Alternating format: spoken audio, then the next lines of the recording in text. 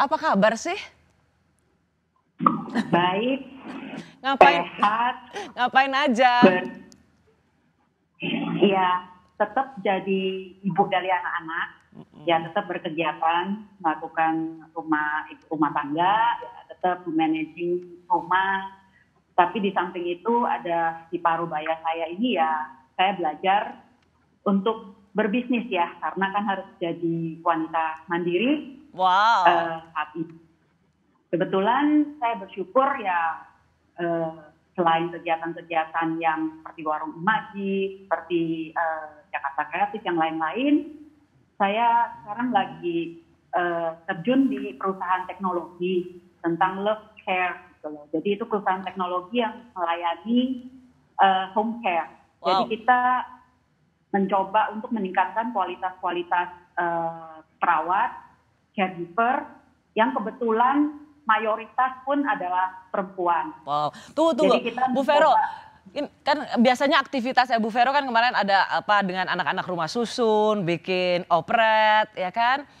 Terus sekarang tambah banyak ya pengusaha. Jadi bisa dibilang apa? Entrepreneur. Kan awalnya kalau saya ya, pernah lihat apa boleh dibilang sekarang pengusaha daging nggak?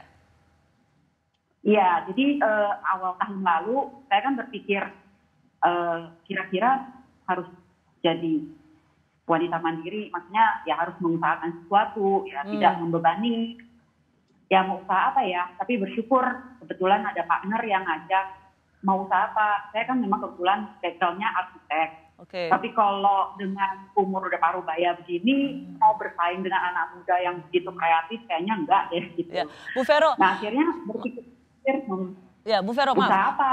Iya, sekarang banyak banget sekarang pengusaha daging. Habis itu tadi sudah bilang jadi Ya, untuk pengusaha home care, bagaimana teknologi eh, fintech, eh, eh. uh-uh. Terus tadi Dan tentu eh, ya selain usaha ya itu ada yang lain, bisa berinovasi di rumah, bisa ya lebih banyak bisa berkreasi walaupun sambil tidak meninggalkan ya pekerjaan keluarga dan anak-anak terutama ya.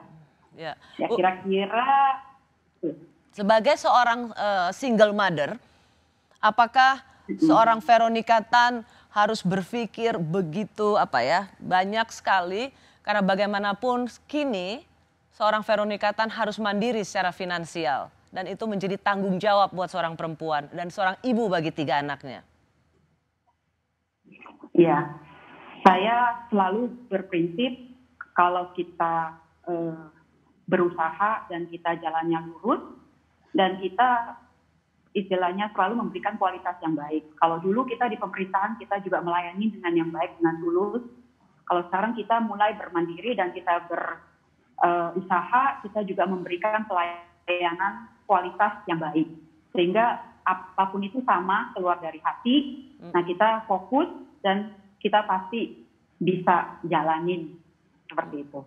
Ya, karena hebat banget saya apa bingung juga mau sebutnya udah entrepreneur banget nih sekarang ya. Bu Vero, Nia kan lagi sekolah di luar negeri ya. Nia itu adalah putri kedua Bu Vero. Saya pernah ketemu dan ngobrol. Dia punya pemikiran soal perempuan itu luar biasa. Ini dari Bu Vero atau dia banyak baca karena perempuan itu nggak seharusnya juga perempuan itu selalu di belakang layar, perempuan itu harus menjadi pribadi yang utuh, maju, fight gitu. Apakah Bu Vero itu jadi dari Bu Vero atau gimana? Nia gimana?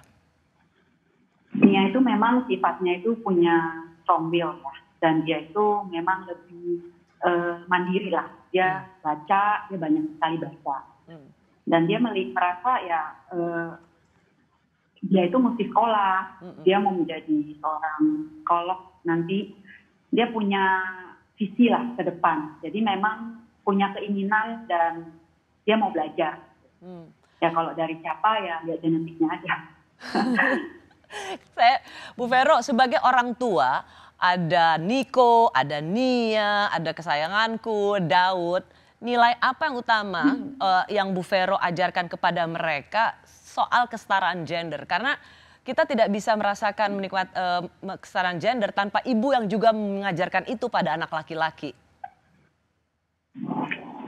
Ya itu memang dari segi kita mungkin orang Asia itu mungkin melihat kesetaraan gender itu lebih kayak ini. Memang di dalam rumah ini juga sepertinya ada dua pandangan. Kalau si Nia itu kan sangat ini.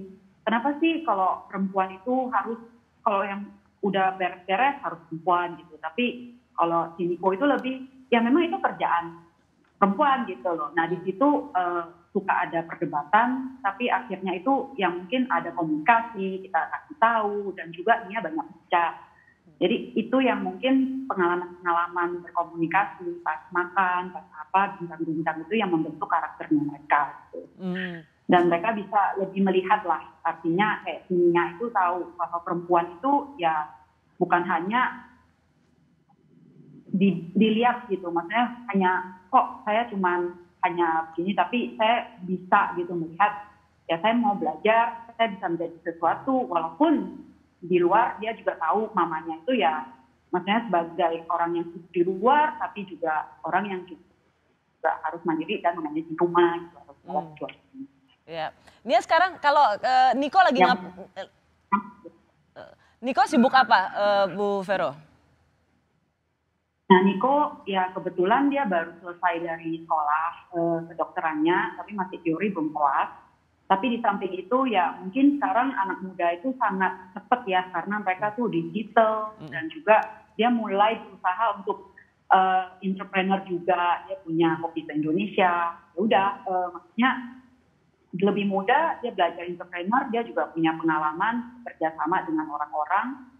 Ya itu bagian dari pembelajarannya dia juga, jadi berbisnis sendiri, belajar entrepreneur juga. Oke.